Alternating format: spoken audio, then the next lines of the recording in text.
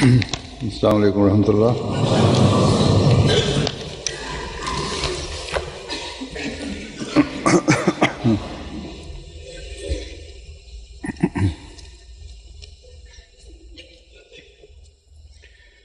अशहदु अल्ला इलाहा इल्लल्लाह वहदहु ला शरीका लहु वअशहदु अन्ना मुहम्मदन अब्दुहु व रसूलुहु। अम्मा बादु फ़अऊज़ु बिल्लाहि मिनश शैतानिर रजीम। बिस्मिल्लाहिर रहमानिर रहीम। अल्हम्दुलिल्लाहि रब्बिल आलमीन अर्रहमानिर रहीम मालिकि यौमिद्दीन। इय्याका नअबुदु व इय्याका नस्तईन। इहदिनस सिरातल मुस्तकीम सिरातल लज़ीना अनअमता अलैहिम गैरिल मग़्दूबि अलैहिम वलद्दाल्लीन।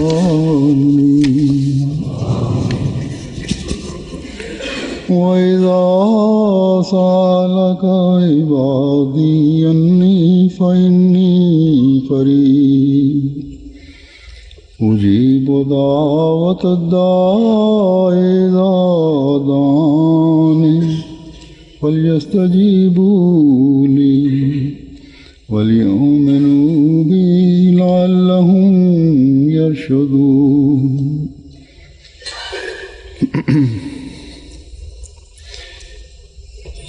इस आयत का तर्जुमा है कि और जब मेरे बंदे तुझसे मेरे मुतल्लिक़ सवाल करें। हिन आयत जो तर्जुमो आहे ऐं जॾहिं मुंहिंजा बाना तोखां मुंहिंजे बारे में सुवाल कनि त यकीनन मां वेझो आहियां। मां दुआ करण वारे जी दुआ जो जवाबु ॾींदो आहियां जॾहिं हू मूंखे पुकारींदो आहे। सो घुर्जे त उहे बि मुंहिंजी ॻाल्हि ते लबैक चवनि ऐं मूं ते ईमान आणनि त जीअं हू हिदायत हासिल कनि। दुनिया को आज जितनी खुदा की तरफ झुकने की ज़रूरत है, दुनिया खे अॼु जेतिरो ख़ुदा जी तरफ़ झुकण जी ज़रूरत आहे ओतिरो ई इहा ख़ुदा खां परे वञे पई थी। यानी हिन दुनिया में रहण वारो इंसान जेको अशरफुल मख़लूक़ात चवराए थो उनखे जेतिरे क़दुरु दुनिया जे फ़सादनि ऐं इब्तिलाउनि खां बचण जे लाइ ऐं पोइ पंहिंजी आख़िरत ठाहिण जे लाइ ख़ुदा ताला सां ताल्लुक़ ॻंढण जी ज़रूरत आहे ओतिरे ई क़दुरु इन ताल्लुक़ में कमज़ोरी आहे। ख़ुदा सां ताल्लुक़ ॻंढण जी दावा करण वारा बि उन्हनि लाज़मी शयुनि जी तरफ़ तवजो नथा पिया ॾियनि या ॾियण जी कोशिशि नथा पिया कनि या उन्हनि खे हीअ ख़बर ई न आहे त ख़ुदा सां ताल्लुक़ ॻंढण जे लाइ सिर्फ़ु ज़ाहिरी ईमान ऐं ज़ाहिरी इबादत ई काफ़ी न आहे बल्कि उन रूह जी ॻोल्हा जी ज़रूरत आहे जेको ईमान ऐं इबादतुनि जी गहराई ताईं वठी वञे थो।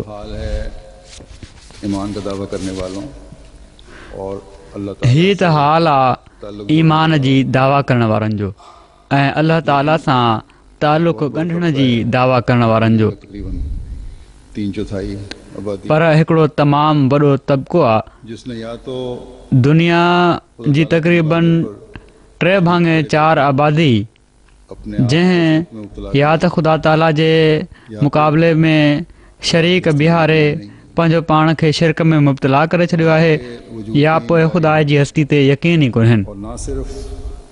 आप खुद ख़ुदा जे वजूद जा ई इनकारी आहिनि दुनिया को भी ऐं न सिर्फ़ु गुमराह करने के पाण ख़ुदि इनकारी आहिनि बल्कि हिकु दुनिया खे बि गुमराह करण जे लाइ का कसर कोन था पिया छॾनि। एक छोटा सा तबका ऐसा भी है जो अल्लाह ताला पर के पर इन समूरी सूरत हाल में हिकिड़ो नंढड़ो तबिको अहिड़ो बि आहे जेको अल्लाह ताला जे वाइदे ते यकीन करण वारो, उन ते ईमान रखण वारो गोइयों के ऐं पाण सॻोरन सल्लल्लाहु अलैहि वसल्लम जी पेशन गोयुनि जे पूरो थियण ऐं पूरा होने अल्लाह ताला जे साणनि वाइदनि जे पूरो थियण जी तस्दीक करण वारो आहे।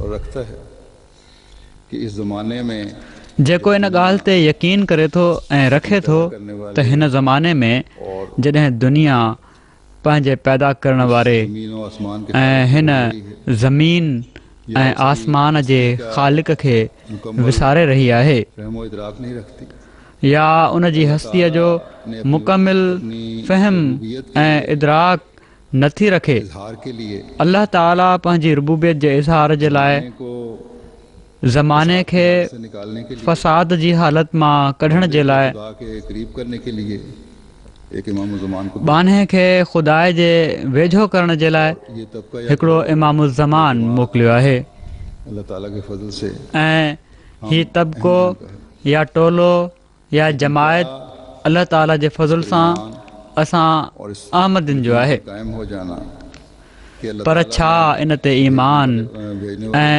इन यकीन ते क़ाइमु थी वञण त अल्लाह ताला मोकिलण वारे खे मोकिले छॾियो आहे काफ़ी आहे? वारी ही खालिक व मखलूक का ताल्लुक जोड़ने अल्लाह ताला जंहिंखे मोकिलणो हुयो उनखे मोकिले छॾियो आहे, छा इहो काफ़ी आहे? ऐं हाणे उहो अचण वारो या उन जा कुझु हवारी ख़ालिक ऐं मखलूक जो ताल्लुक़ ॻंढण ऐं दुनिया जे फ़सादनि खे ख़तमु करण जी कोशिशि कंदा। जेकॾहिं असां अहमदिन जी इहा सोच आहे त असांजी सोच बि उन्हनि माण्हुनि जे वेझो आहे जेके सिर्फ़ु ईमान आणण जी दावा करण वारा ऐं इबादतुनि जी दावा करण वारा आहिनि पर अमल खां परे आहिनि। अगर हमारी अपनी हालतों पर नज़र नहीं, जेकॾहिं असांजी पंहिंजनि हालतुनि ते नज़र कान्हे, जिंदा ताल्लुक पैदा करने वाले जेकॾहिं असीं पंहिंजे ख़ुदा सां अपनी नस्ल ज़िंदह ताल्लुक़ पैदा करण वारा न आहियूं, माहौल को जेकॾहिं असीं वाले के पैगाम पंहिंजे नस्लनि ऐं पंहिंजे माहौल खे इन अचण वारे जे आगाही दिलवाने पैगाम सां तो फिर अचण वारे जे पैगाम खां रोशनास करण वारा न आहियूं,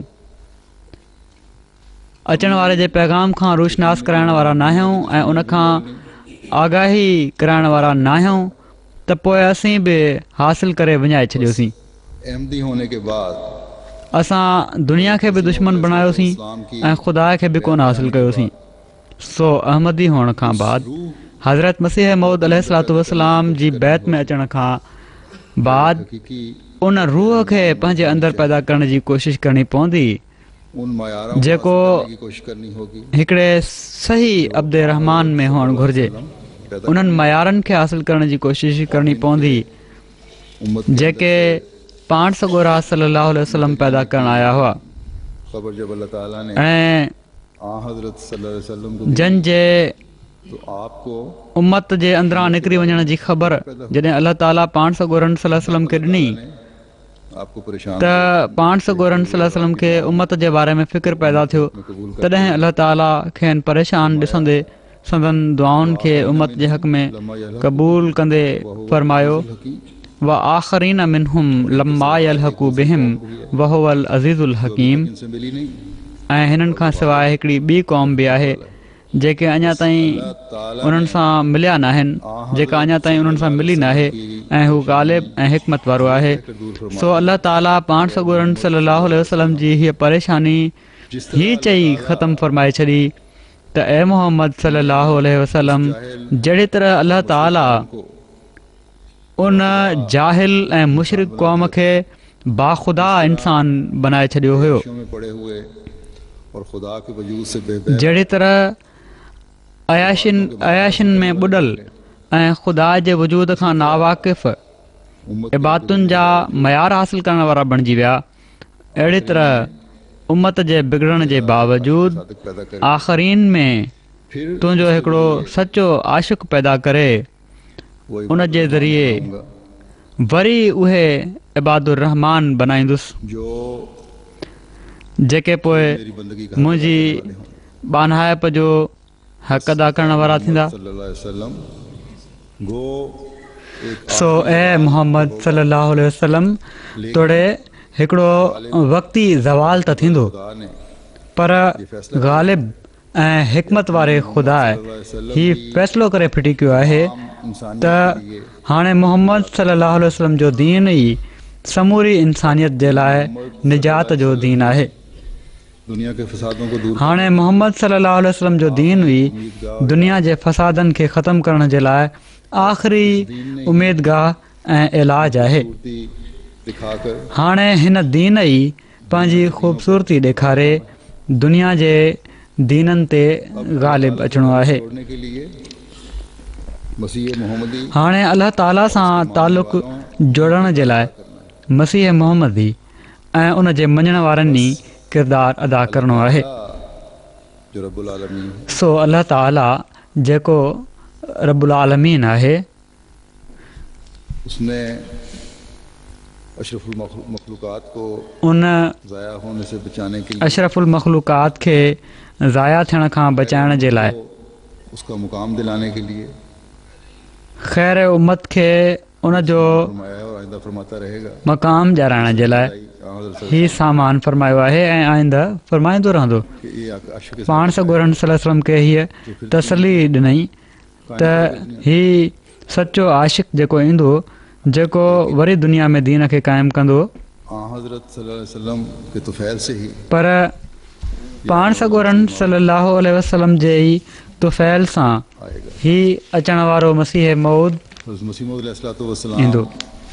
एक जगह रब्बुल आलमीन की हज़रत मसीह मऊद अलैहिस्सलातु वस्सलाम हिकिड़े हंधि रब्बुल आलमीन जी रुबूबियत जो बयानु कंदे फरमाइनि था त अल्लाह सुब्हानहू तआला पंहिंजे क़ौल रब्बुल आलमीन में इन पासे इशारो फरमायो आहे त हू हर शइ जो ख़ालिक़ आहे ऐं जेको कुझु आसमाननि ऐं ज़मीन में आहे उहो सभु उन ई जे तरफ़ां आहे या गुमराह ऐं हिन ज़मीन ते जेके बि हिदायत याफ़्ता जमायतूं में शामिल हैं या गुमराह ऐं ख़ताकार टोला नज़र अचनि था उहे सभु आलमीन में शामिल आहिनि। कॾहिं गुमराही कुफ़ुर नाफ़रमानी ऐं एतदाल खे छॾे ॾियण जो आलम वधी वेंदो आहे एसि ताईं जो ज़मीन ज़ुल्म ऐं ज़्यादती सां भरिजी वेंदी आहे ऐं माण्हू ख़ुदा ज़ुल जलाल जे रस्तनि खे छॾे ॾींदा आहिनि। न हू उबूदियत जी हक़ीक़त खे सम्झंदा आहिनि न रबूबियत जो हक़ अदा कंदा आहिनि।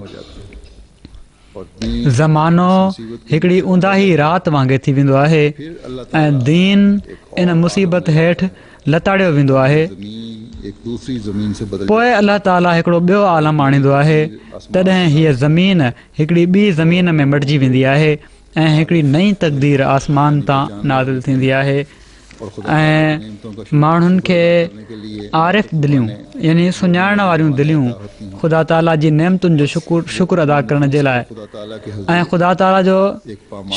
ख़ुदा ताला जी नेमतुनि जो शुक्र अदा करण जे लाइ नातिक ज़ुबानूं यानी ॻाल्हाइण वारियूं ज़ुबानूं अता थींदियूं आहिनि। ऐसी निगाह के साथ सो हू पंहिंजे नफ़्सनि खे ख़ुदा ताला जे साम्हूं हिकिड़े लताड़ियल रस्ते वांगुरु बणाए छॾींदा आहिनि ऐं ख़ौफ़ ऐं उमेद सां उन पासे ईंदा आहिनि अहिड़ी निगाह सां जेका हया जे करे हेठि हूंदी आहे झुकियल हूंदी आहे ऐं अहिड़नि चहिरनि सां ऐसी मोहब्बत के साथ जेके घुर्जुनि जे क़िबले जी तरफ़ मुतवजह हूंदा आहिनि यानी ऐसी दिक्कत ऐसे वक्त हाजतुनि जे क़िबले जी तरफ़ मुतवजह हूंदा आहिनि यानी उन तरफ़ मुतवजह हूंदा आहिनि जिथां उन्हनि जूं हाजतूं पूरियूं थींदियूं आहिनि ज़रूरतूं पूरियूं थियणियूं हुजनि अल्लाह ताला जी तरफ़ यानी मुतवजह थींदा आहिनि ऐं ॿानहाप में अहिड़ी हिमत सां जेका बुलंदी जी चोटी खे खड़काए रही हूंदी आहे है कि आसमान में ऐसा वजूद अहिड़नि वक़्तनि में जो तारीकी को उन्हनि माण्हुनि जी सख़्तु ज़रूरत हूंदी आहे जॾहिं मामिलो गुमराही जी इंतिहा ताईं पहुची वेंदो आहे ऐं हालत जे मटिजी वञण सां मान की तरफ माण्हू एक इमाम नाज़र वहशी जानवरनि ऐं चौपाइनि वांगुरु थी वेंदा आहिनि त उन वक़्तु ख़ुदा ताला जी रहमत ऐं इनायत अज़ली तक़ाज़ा कंदी आहे त आसमान में अहिड़ो वजूद पैदा कयो वञे जेको ऊंदाही खे ख़तमु करे ऐं इब्लीस जेके इमारतूं अॾियूं आहिनि ऐं खेमा खोड़िया आहिनि उन्हनि खे ड्राहे फिटी करे। तॾहिं ख़ुदा रहमान जे तरफ़ां हिकिड़ो इमाम नाज़िल थींदो आहे त जीअं हू शैतानी लश्करनि जो मुक़ाबिलो करे ऐं हीअ ॿई रहमानी ऐं शैतानी लश्कर पाण में जंग कंदा रहंदा आहिनि ऐं उन्हनि खे उहो ई ॾिसंदो आहे जंहिंखे ॿ अखियूं अदा कयूं वयूं हुजनि जेसि ताईं जो बातिल जे ॻिचिन में ॻट पइजी वेंदा आहिनि ऐं बातिल मामलनि जा शराब जहिड़ा दलील मादूम थी वेंदा आहिनि। सो उहो इमाम दुश्मननि ते हमेशह ग़ालिब ऐं हिदायत याफ़्ता टोले जो मददगार रहंदो आहे, हिदायत जा अलम बुलंद कंदो आहे ऐं परहेज़गारी जे वक़्तनि ऐं इज्तिमाअनि खे ज़िंदह करण वारो हूंदो आहे। एसि ताईं जो माण्हू सम्झी वठंदा आहिनि त उन कुफ़र जे सरगननि खे अॻुवाणनि खे क़ैद करे फिटी कयो आहे ऐं उन्हनि जूं मश्कूं ॿधी छॾियूं अथई ऐं उन कूड़ ऐं फ़रेब जे दरिंदनि खे गिरफ़्तार करे वरितो आहे ऐं उन्हनि जे ॻिचिन में ॻट विझी छॾिया अथई ऐं उन बिदतुनि जी इमारतुनि खे किराए छॾियो आहे ऐं उन्हनि जे गुंबदनि खे भञी ड्राहे फिटी कयो आहे।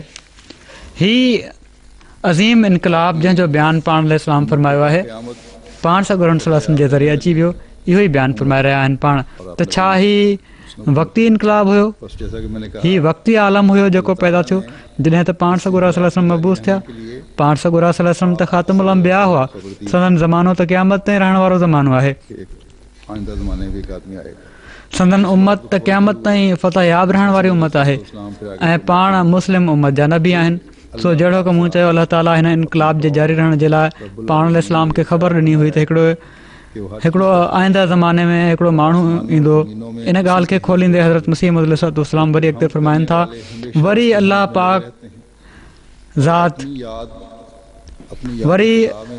पाक ज़ात पंहिंजे कौल रब्बुल आलमीन में इशारो फ़रमायो आहे त हू हर शइ जो ख़ालिक़ आहे ऐं आसमाननि ऐं ज़मीननि में उनजो ई हमद थींदो आहे ऐं पोइ हमद करण वारा हमेशह उनजे हमद में लॻा रहंदा आहिनि ऐं पंहिंजी ख़ुदा जी यादि में गुम रहंदा आहिनि ऐं का शइ अहिड़ी नाहे मगर हर वक़्तु उनजी तस्बीह ऐं तहमीद कंदी रहंदी आहे। ऐं जॾहिं उनजो को बानो पंहिंजी ख़्वाहिशुनि जी कमीज़ लाहे फिटी कंदो आहे, पंहिंजे जज़्बात खां अलॻि थी वेंदो आहे, अल्लाह ऐं उनजी वाटुनि ऐं उनजी इबादतुनि में पनाह थी वेंदो आहे, पंहिंजे उन रब खे सुञाणे वठंदो आहे जंहिं पंहिंजी इनायतुनि सां उनजी परवरिश कई। हू पंहिंजी सभिनी वक़्तनि में उनजो हमद कंदो आहे ऐं पंहिंजी पूरे दिलि ऐं पंहिंजे पूरे वजूद जे सभिनी ज़रनि सां उन सां मोहबत कंदो आहे त उन वक़्तु उहो शख़्स आलमीन मां हिकिड़ो आलम बणिजी वेंदो आहे। इन ई लाइ आलमुल आलमीन जे किताब क़ुर में हज़रत इब्राहिम जो नालो उम्मत रखियो वियो आहे ऐं आलमीन मां हिकिड़ो आलम उहो बि आहे जंहिंमें हज़रत ख़ातमुन नबीन सल्लल्लाहु अलैहि वसल्लम मबूस कया विया। हिकिड़ो ॿियो आलम उहो आहे जंहिंमें अलाह ताला पंहिंजे तालिबनि ते रहम करे आख़िरी ज़माने में मोमिननि जे हिकिड़े ॿिए टोले खे पैदा कंदो। इन ई पासे अलाह ताला पंहिंजे कलाम लहुल हमदो फिल ऊला वल आख़िरा में इशारो फ़रमायो आहे। हिन आयत सॻोरी में अलाह ताला ॿिनि अहमदनि जो ज़िक्र फ़रमाए ॿिन्ही खे पंहिंजी तमामु घणनि नेमतुनि में ॻणियो आहे। इन्हनि मां पहिरियां अहमद त असांजा नबी अहमद मुस्तफ़ा ऐं रसूल मुजतबा सल्लल्लाहु अलैहि वसल्लम आहिनि ऐं ॿियो अहमद आख़िरो ज़मान वारो अहमद आहे जंहिंजो नालो मोहसिन ख़ुदा जी तरफ़ां मसीह ऐं महदी बि रखियो वियो आहे। हीउ नुक़्तो मूं ख़ुदा ताला जे कौल अल्हम्दुलिल्लाह रब्बिल आलमीन मां अख़ज़ कयो आहे।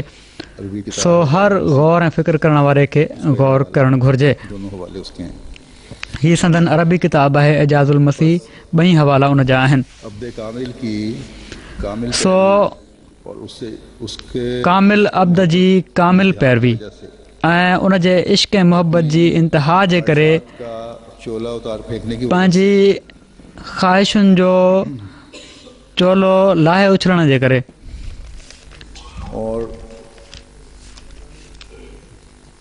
ऐं अल्लाह ताला जी ज़ात में फ़ना थी वञण जे करे अल्लाह ताला आख़िरी ज़माने में मसीह मौऊद खे मबूस फ़रमायो आहे।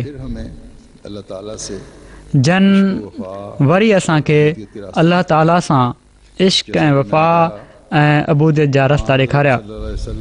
जहिड़ो की मूं चयो त पाण सॻोरन सल्लल्लाहु अलैहि वसल्लम जे ज़रिए अलाह ताला उहो इनक़लाब पैदा फ़रमायो आहे जो ख़ुदा ताला जा मुनकिर ऐं मुशरिक बाख़ुदा इंसान बणिजी विया ऐं पोइ उन्हनि दुनिया खे बि हीउ पैगाम ॾेई क़ौमुनि ऐं मुल्कनि खे वाहिद ऐं अकेले ख़ुदा जो इबादत गुज़ार बनाए छॾियो आहे।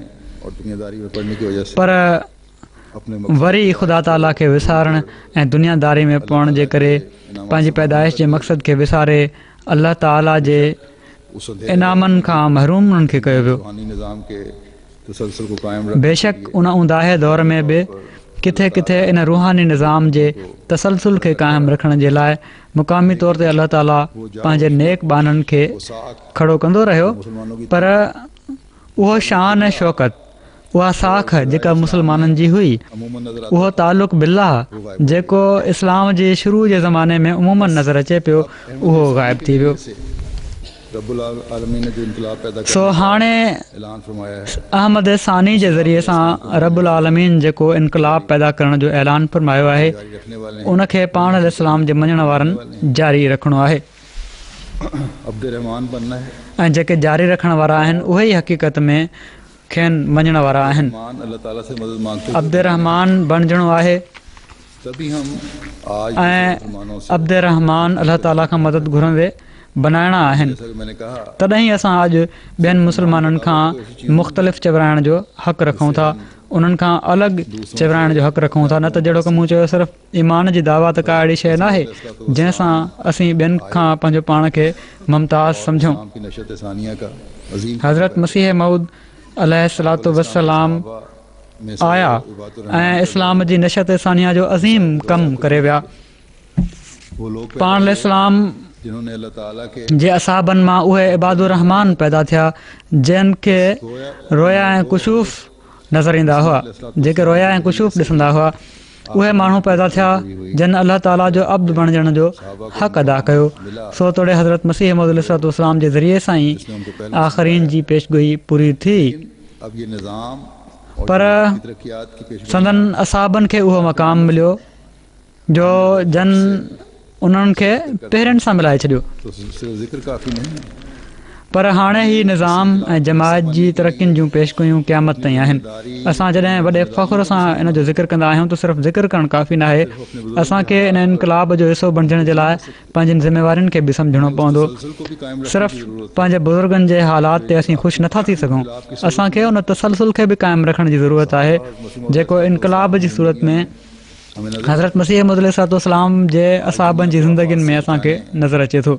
अॼु दुनिया खे आफ़तुनि खां बचाइण ऐं इन जो ख़ुदा सां तालुक़ जोड़ण जी ज़िम्मेवारी हर अहमदीअ ते आहे। सो इन जे लाइ असीं जेसि ताईं इनफ़रादी ऐं इज्तिमाही कोशिश न कंदासीं, हर हिकु पंहिंजी ज़िम्मेवारी सम्झंदे पंहिंजा फ़र्ज़ अदा करण जी कोशिश जेसि ताईं न कंदो, असीं अहमद सानी खे सही तौर ते मञण वारनि में शामिल थियण वारा नथा चवराए सघूं ऐं हीअ ज़िम्मेवारी अदा नथा करे सघूं जेसि ताईं असीं पंहिंजनि इबादतुनि जा आला मयार क़ाइमु नथा कयूं। अलाह ताला जा उहे इबाद बणिजण जी कोशिशि नथा कयूं जेके फल यस्तजीबूली जो अमली मुज़ाहिरो करण वारा आहिनि, जेके वल योमिनू बी जी अमली तस्वीर बणिजनि था। ही अलाह ताला जो एहसान आहे त उन असांखे असां जिन हालतुनि खे सुधारण जे लाइ हिकिड़े ॿिए रमज़ानुल मुबारक मां गुज़रण जो असांखे मौक़ो अता फ़रमायो आहे, जंहिंमें ख़ुदा जो कुर्ब हासिल करणु, अलाह ताला जे हुकमनि ते लब्बैक चवणु, ईमान में तरक़ी करण जा रस्ता मज़ीद खुली था वञनि। सो असां मां ख़ुशकिस्मत चवराईंदा उहे माण्हू जेके अलाह ताला जे प्यार सां चयल हिन लफ़्ज़ इबादी यानी मुंहिंजे बाने जो हिन रमज़ान में एज़ाज़ हासिल करण वारा थियनि। असीं हिकिड़े शौक़ हिकिड़ी चाह सां अल्लाह ताला जे कुर्ब जे हुसूल जी कोशिशि करण वारा थियूं। हज़रत मसीह मौद अलैहिस्सलातु वस्सलाम हिन महीने जी अहमियत बयानु कंदे फ़रमाइनि था त हीउ महीनो तनवीर क़ल्ब जे लाइ उम्दा महीनो आहे। फ़रमाइनि था सलात तज़किया नफ़्स करे थी ऐं सोम क़ल्ब जी तजल्ली। दिलनि खे रोशनी बख़्शण जे लाइ हीउ महीनो तमामु आला महीनो आहे। छो आला आहे? इन जी ज़ाती त का हैसियत न आहे। जीअं बाक़ी महीना आहिनि 29 या 30 ॾींहंनि जा, हीउ महीनो बि ईअं महीनो इन लाइ उम्दा महीनो आहे जो इन में ॿिनि इबादतुनि खे गॾायो वियो आहे। ख़ुदा ताला ॿिनि इबादतुनि खे गॾु करे छॾियो आहे ऐं पंहिंजे ॿाननि खे ही अदा करण जी तौफ़ीक़ अता फ़रमाई अथई या मौक़ो ॾिनो अथई। पाण अलैहिस्सलाम फ़रमाइनि था तज़किया नफ़्स जो ही मतिलबु आहे त नफ़्स अमारा जी शहवतुनि खां विठी हासिल थी वञे, दूरी थी वञे। ऐं क़ल्ब जी तजल्ली जो ही मतिलबु आहे त कश्फ जो दरवाज़ो मथसि खुले त ख़ुदा खे ॾिसी वठे। सो ही असांजो उहो मक़सदु आहे जंहिंखे असांखे हासिल करण जी कोशिशि करणु घुरिजे। रमज़ान में 2 इबादतूं गॾु थी वियूं, जहिड़ो की मूं चयो, नमाज़ बि ऐं रोज़ो बि। सो रमज़ान में पंहिंजे नमाज़ुनि जी बि ख़ासि हालत बणाइण जी ज़रूरत आहे जंहिंसां अहिड़ो तज़कियो हासिल थिए जेको नफ़्स जी बुराइनि ऐं शहवतुनि खां एॾो परे करे छॾे जो पोइ असीं फ़इन्नी क़रीब जो आवाज़ु ॿुधी सघूं। असांजूं नमाज़ूं, असांजा रोज़ा सिर्फ़ु रमज़ान जे महीने ताईं महदूद रहण जे जोश में न हुजनि, बल्कि इन नियत सां हुजनि त जेका तब्दीली असां पैदा करणी आहे उनखे दाइमी बणाइणो आहे। अल्लाह ताला जे इरशादात ते हमेशह लबैक चवण वारो रहणो आहे। पंहिंजे ईमाननि खे बहितर उजरो करणो आहे। हीउ सभु कुझु हीउ सोची करे करणो आहे त अॼु असांजो बका बि इन में आहे त असीं अल्लाह ताला जा हक़ीक़ी बाना बणिजूं ऐं दुनिया जो बका बि असां सां वाबस्ता आहे। असां पाण उंदाहिन में हूंदासीं त दुनिया खे कहिड़ो रस्तो ॾेखारींदासीं। असीं ख़ुदि इबादी जे लफ़्ज़ जी गहराई खां अणवाक़िफ़ हूंदासीं त ॿियनि खे इबादुल्लाह बणिजण जे लाइ कहिड़ी रहनुमाई कंदासीं। हिन ज़माने में जहिड़ो की मूं चयो, अल्लाह ताला हज़रत मसीह मौद अलैहिस्सलातु वस्सलाम खे उन कम खे अॻिते वधाइण जे लाइ मोकिलियो आहे जंहिंखे खणी पाण सॻोरा सल्लल्लाहु अलैहि वसल्लम मबूस थिया हुआ। सो जेको सुवालु अल्लाह जे बानहनि उन्हनि बानहनि जेके अल्लाह ताला खे हासिल करण जी ख़्वाहिश रखनि पिया पाण सॻोरनि सल्लल्लाहु अलैहि वसल्लम खां कयो हुयो, उहो ई सुवालु पाण सॻोरनि सल्लल्लाहु अलैहि वसल्लम जे सचे आशिक़ खां दुनिया कयो ऐं पाण उन्हनि खे इस्लाह जो तरीक़ो ॿुधायऊं, अल्लाह ताला जो कुर्ब हासिल करण जो तरीक़ो ॿुधायऊं ऐं हिकिड़ी जमायत पंहिंजे चौधारी गॾु करे वरितऊं। ऐं इहो ई सुवालु मोमिनीन जी जमायत खां अॼु दुनिया जो आहे। सो मोमिननि जी जमायत उन वक़्तु इन जो सही जवाबु ॾेई सघे थी जॾहिं जमायत जो हर माण्हू उन मयार खे हासिल करण वारो हुजे जेको लबैक चवण वारनि ऐं ईमान आणण वारनि जो हुअणु घुरिजे, ईमान में तरक़ी करण वारनि जो हुअणु घुरिजे। जॾहिं असांजी पुकारुनि जा बि ख़ुदा ताला जवाबु ॾेई रहियो हूंदो, असांजे सॾनि जा बि ख़ुदा ताला जवाबु ॾेई रहियो हूंदो, जॾहिं असांखे फ़इन्नी क़रीब जो सही इदराक हासिल थींदो। अॼु दुनिया में हर हंधि फ़साद ई फ़साद नज़र अची रहियो आहे। ओभर हुजे या ओलह, मुस्लमान मुल्क हुजनि या ईसाई तरक़ी याफ़्ता मुल्क, हिकिड़ी बेचैनी अची दुनिया खे वकोड़ियो आहे। ऐं कुझु ॾींहं पहिरियां हिन ई मुल्क में जेका टोड़ फोड़ ऐं जेको बेचैनी जो इज़हार कयो वियो आहे उन हिननि माण्हुनि जूं बि अखियूं खोले छॾियूं आहिनि त सिर्फ़ु ग़रीब मुल्कनि जो ई अमुन ख़तरे में कोन्हे, हिननि माण्हुनि जो अमुन बि ख़तरे में आहे। सो इन जो हिकु ई इलाजु आहे त दुनिया खे अलाह ताला जो बानो बणायो वञे, दुनिया खे अलाह ताला जो अब्द बणायो वञे। पर कीअं? असां वटि त का ताक़त कान्हे ऐं न ई कंहिं दुनिया जी ताक़त जे ज़रिए ख़ुदा ताला जी सुञाणप कराए सघिजे थी।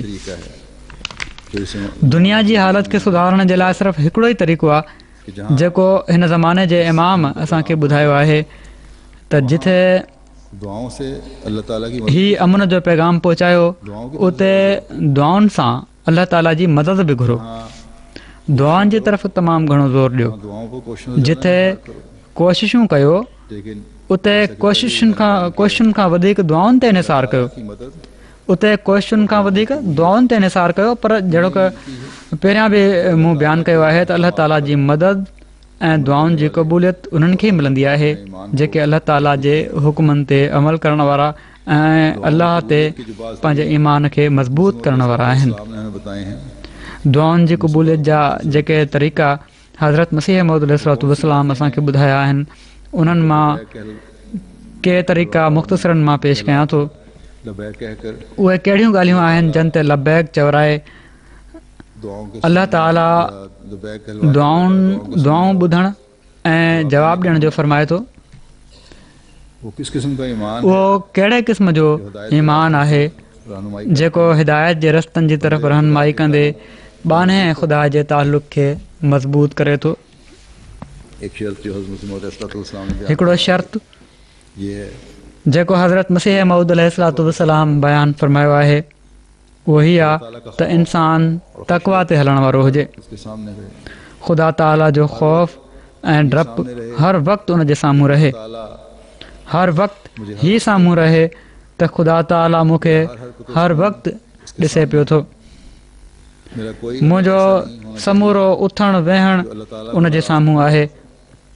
मुंहिंजो को अमल अहिड़ो न हुअणु घुरिजे जेको अलाह ताला खे नाराज़ करण वारो हुजे। जिस्मानी उज़वा बि अलाह ताला जे हुकमनि जे मुताबिक़ अमल करण वारा हुजनि ऐं समूरा अख़लाक ऐं मख़लूक सां ताल्लुक़ बि ख़ुदा ताला जे हुकमनि जे मुताबिक़ हुजे।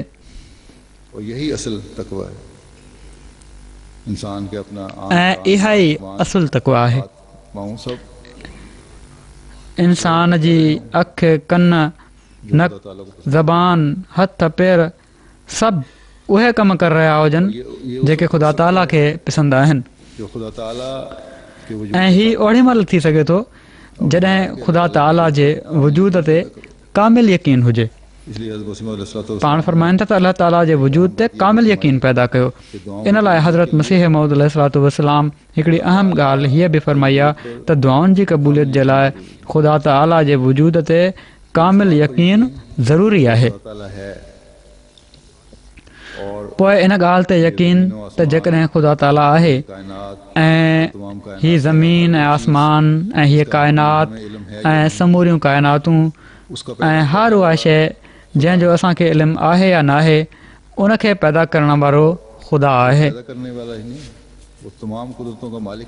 ऐं सिर्फ़ु पैदा करण वारो ई न आहे बल्कि हू सभिनी कुदरतुनि जो मालिक बि आहे ऐं हू सभिनी ताक़तुनि ऐं कुदरतुनि जो सरचश्मो बि आहे। हू कुदरत रखे थो त जंहिं शइ खे पैदा कयो अथई उनखे फ़ना बि करे सघे। हू कुदरत रखे थो त जंहिं शइ खे चाहे हू पैदा करे।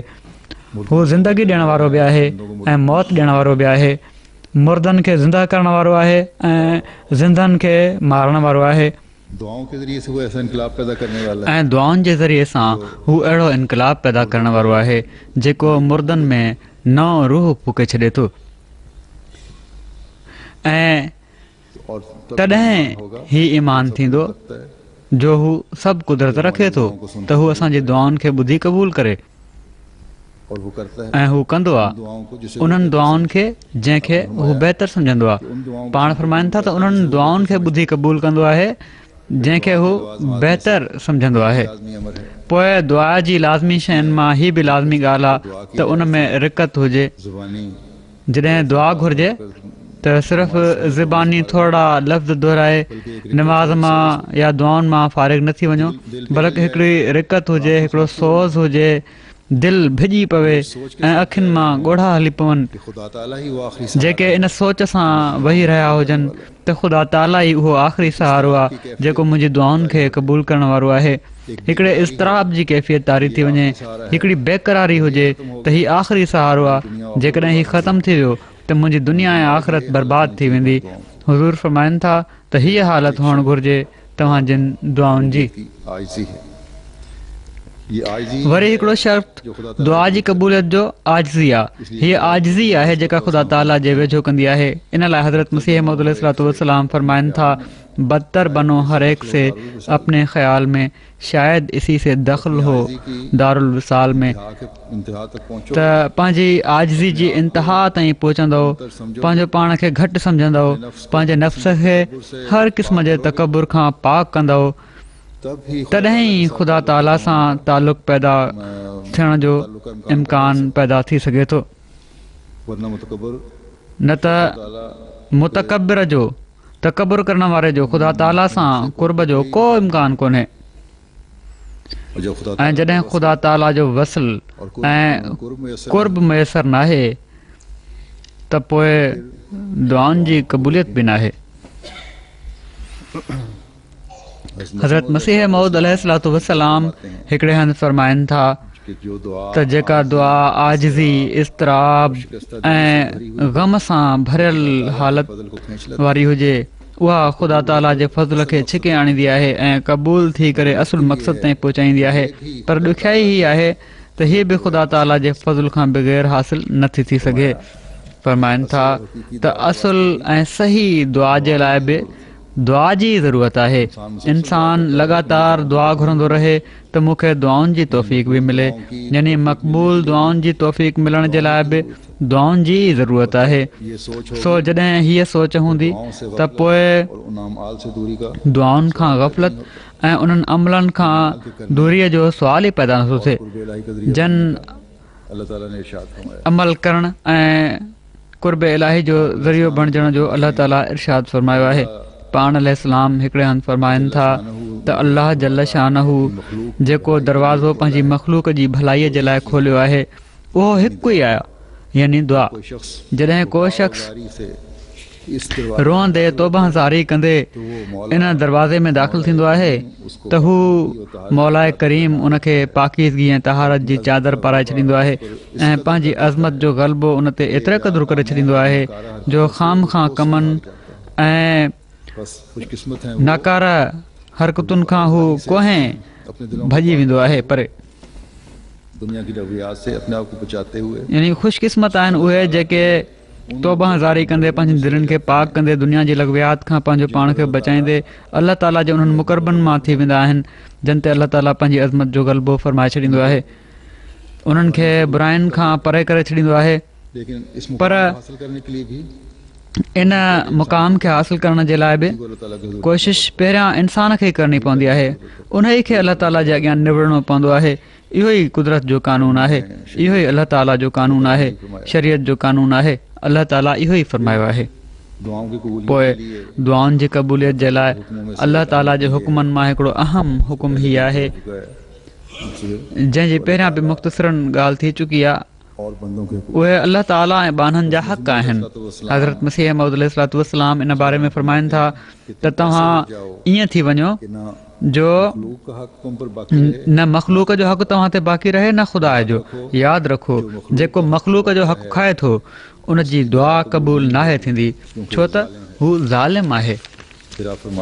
वरी पाण फ़रमाइनि था अलाह ताला जो रहम उन शख़्स ते जेको अमन जी हालत में, अलाह ताला जो रहम आहे उन शख़्स ते जेको अमन जी हालत में ईअं थो डिॼे जीअं कंहिं मुसीबत पवण ते डिॼंदो आहे, जेको अमन जे वक़्त में ख़ुदा ताला खे नाहे विसारींदो, ख़ुदा ताला उनखे मुसीबत महल नाहे विसारींदो, ऐं जेको अमन जे ज़माने खे ऐश में गुज़ारींदो आहे ऐं मुसीबत महल दुआऊं करणु लॻंदो आहे, उन जूं दुआऊं बि क़बूल न आहिनि थींदियूं।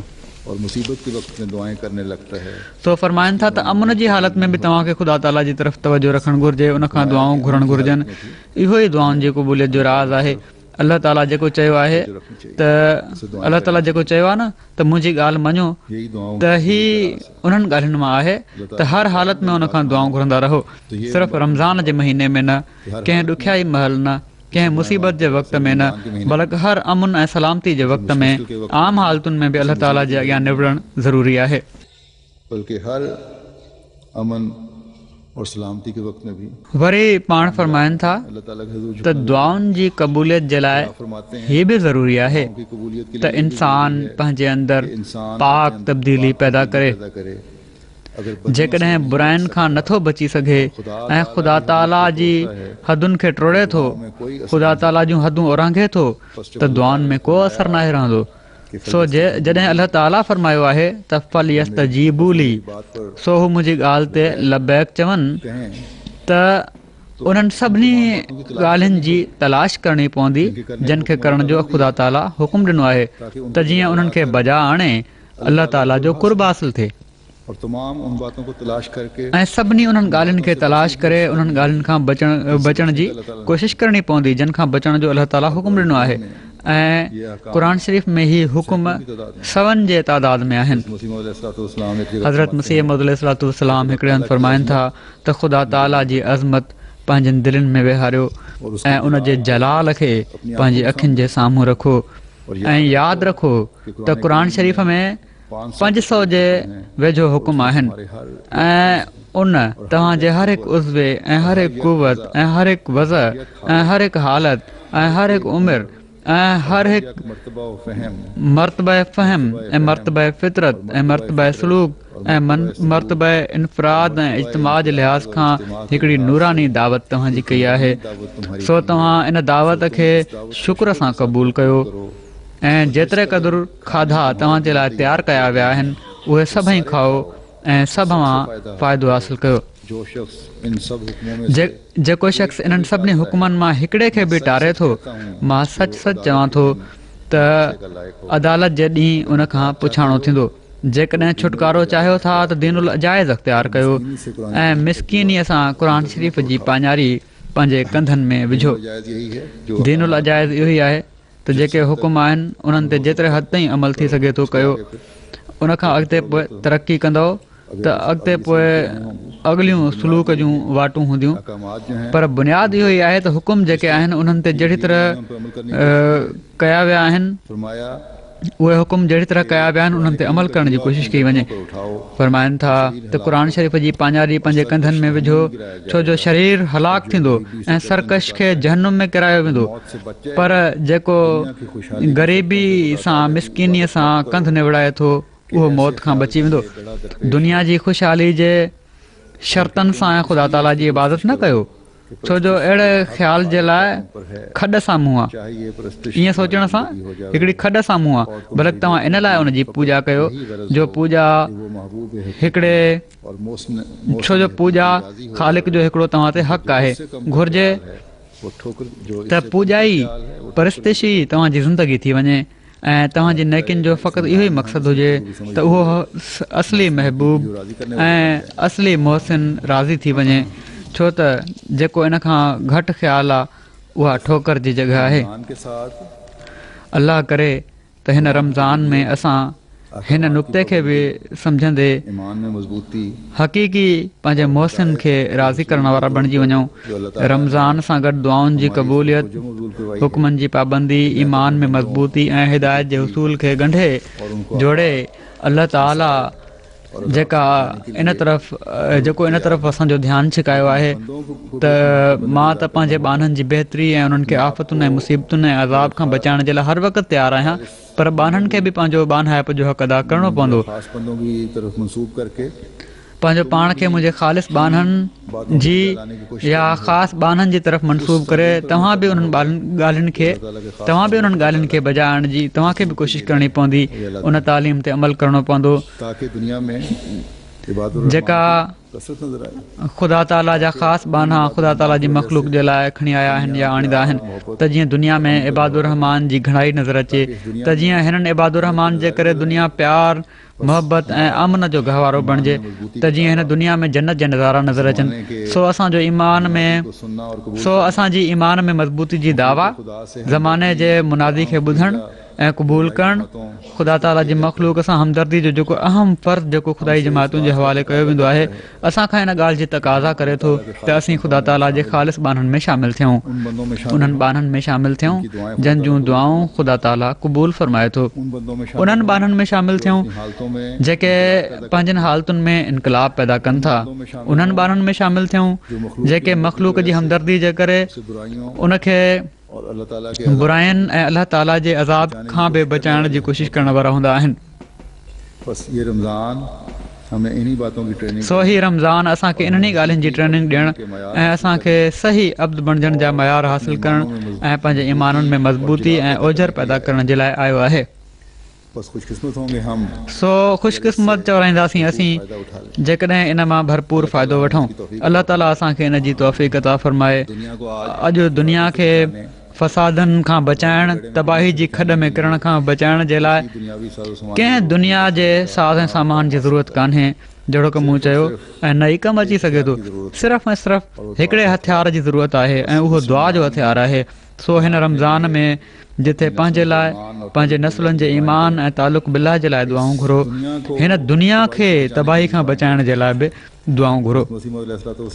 हज़रत मसीह मौद अलैहिस्सलाम फरमाइनि था मुसलमाननि जी वॾी ख़ुशकिस्मती आहे त उन्हनि जो ख़ुदा दुआउनि खे ॿुधण वारो आहे। यानी इन ॻाल्हि जी सही सम्झ बि अॼु सिर्फ़ु अहमदिन खे ई आहे। सो जॾहिं असांजो ख़ुदा दुआउनि खे ॿुधण वारो आहे त मायूसी जो को सबबु नाहे पोइ, ऐं यकीनन असीं मायूस न आहियूं ऐं इन यकीन ते क़ाइमु आहियूं त इनशा अल्लाह ताला उहे सभई ॻाल्हियूं ज़रूरु पूरियूं थींदियूं जेके जमायत जी तरक़ी जे बारे में हज़रत मसीह मौद अलैहिस्सलाम ॿुधायूं आहिनि इनशा अल्लाह। ऐं यकीनन उहे ॾींहं इनशा अल्लाह ईंदा जॾहिं पाण सॻोरन सल्लल्लाहु अलैहि वसल्लम जो झंडो दुनिया ते लहरियूं हणंदो ऐं ख़ुदा ताला जे उन्हनि बाननि जी अक्सरियत हूंदी जेके रुश्द ऐं हिदायत हासिलु करण वारा हूंदा आहिनि। वरी मां यादगिरी कराए थो छॾियां त इन दुआ खे कॾहिं बि न विसारियो त अलाह ताला असांखे पंहिंजनि उन्हनि बाननि में शामिलु रखे जेके उन जा हिदायत याफ़्ता ऐं ख़ालिस बाना आहिनि। अलाह ताला असां सभिनी खे हिन रमज़ान जे फैज़ मां फैज़याब थियण जी तौफ़ीक़ अता फ़रमाईंदो रहे। अॼु वरी मां जुमे जी नमाज़ खां पोइ कुझु जनाज़ा पढ़ाईंदुसि। हिकिड़ो जनाज़ो आहे मुकरम सूबेदार रिटायर्ड राजा मोहम्मद मिर्ज़ा ख़ान साहिब ऑफ रबुआ जो, जंहिंजी 4 अगस्त ते 90 सालनि जी उमिरि में वफ़ात थी आहे। इन्ना लिल्लाहि व इन्ना इलैहि राजिऊन। ही फ़ौज में रहिया ऐं ॿी जंग अज़ीम में बि फ़ौज में हुआ। पोइ पाकिस्तान ठहण खां कुझु वक़्तु अॻु हज़रत मुस्लिह मऊद रज़ियल्लाहु ताला अन्हु जे इरशाद ते कादियान अची विया, उते रहिया ऐं संदन सोबत मां फैज़ हासिलु कंदा रहिया। फुरकान बटालियन में बि खेनि ख़िदमत जी तौफ़ीक़ मिली ऐं 1953 में बि के अहम कम अंजाम ॾियण जी तौफ़ीक़ मिलियनि। तहजिद पढ़ंदड़ हुआ, तिलावत जा पाबंद, नमाज़ुनि जी पाबंदी ऐं किनात शिआर, किनात करण वारा ऐं मुतवक्किल इंसान हुआ ऐं दावत अल्लाह जो बि मंझंदि ॾाढो हिकिड़ो जोश हुयो। ख़िलाफ़त सां वॾो तालुक़ु हुन ऐं हर प्रोग्राम खे जेको ख़लीफ़े वक़्त जो हूंदो हुयो वॾे गौर सां ॾिसंदा हुआ, ॿुधंदा हुआ ऐं यादि रखण जी कोशिशि कंदा हुआ। मूसी हुआ, हिननि जूं 3 धीअरूं ऐं 2 पुट आहिनि। हिकिड़ा पुट राजा मुनीर अहमद साहिब जामिया अहमदिया रबुआ जे जूनियर सेक्शन जा प्रिंसिपल आहिनि ऐं ॿिया राजा मोहम्मद यूसुफ साहिब जर्मनी जा उमूर ख़ारजा जा सेक्रेटरी आहिनि। अल्लाह ताला मरहूम जा दर्जात बुलंद फरमाए। ॿियो जनाज़ो आहे अमीना बेगम साहिबा ज़ाल शेख नज़ीर अहमद साहिब ऑफ दारुल रहमत रबुआ जो। ही बि 7 अगस्त ते फ़ौत थी वई हुई। इन्ना लिल्लाहि व इन्ना इलैहि राजिऊन। और ये रबा के इब्तिदाई मकीनों में से थीं जो कादियान से हिजरत करके आए थे। ऐं हीअ रबुआ जे शुरूआती रहण वारनि मां हुई जेके कादियान मां हिजरत करे आया हुआ। नेक, ख़ुश अख़लाक, ख़िदमत दीन जो जज़्बो रखण वारी मुख़लिस ऐं फिदाई ख़ातून हुई। ख़िलाफ़त सां वफ़ा ऐं इश्क जो तालुक़ुनि महले जी सतह ते 50 सालनि खां वधीक वक़्तु लजना जे मुख़्तलिफ़ शोबनि में ख़िदमत जी तौफ़ीक़ मिलियनि ऐं आला कारकर्दगी ते सनदूं बि हासिलु कयऊं। पंहिंजे ॿारनि जी तालीम ऐं तरबियत खां अलावा महले जे ॿियनि ॿारनि खे क़ुर शरीफ़ बि पढ़ाईंदियूं रहियूं। हिननि जा पुट मुकरम शेख मुबारक अहमद साहिब नाज़िर बैतुल माल अहमद रबो आहिनि ऐं ॿिया शेख मुनीर अहमद साहिब जर्मनी में आहिनि जेके अंसारुल्लाह जर्मनी जे दावत अल्लाह जा क़ाइद आहिनि ऐं हिननि जो हिकिड़ो ॼाटिरो बि मुरबी सिलसिला आहे। पाड़ेसरनि सां बि हिननि जो तमामु सुठो तालुक़ु हुयो, ख़ुलूस हुयो ऐं वसियत बि हिननि कई हुई। अल्लाह ताला मरहूमा जा दर्जात बुलंद करे।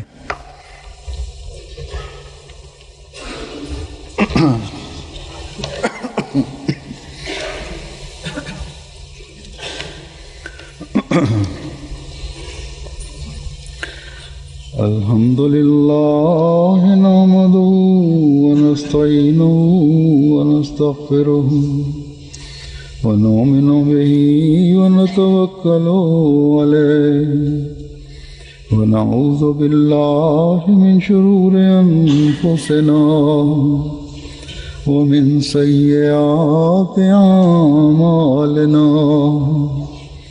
मन यहदिहिल्लाहु फला मुदिल्ल लहु व मन युद्लिल्हु फला हादिय लहु व नशहदु अन ला इलाहा इल्लल्लाह व नशहदु अन्ना मुहम्मदन अब्दुहु व रसूलुहु। इबादल्लाह रहमकुमुल्लाह इन्नल्लाह यअमुरु बिल अदलि वल इहसानि व इताइ ज़िल क़ुर्बा व यन्हा अनिल फ़हशाइ वल मुनकरि वल बग़य यअज़ुकुम लअल्लकुम तज़क्करून। उज़्कुरुल्लाह यज़्कुरकुम वदऊहु यस्तजिब लकुम व लज़िक्रुल्लाहि अकबर।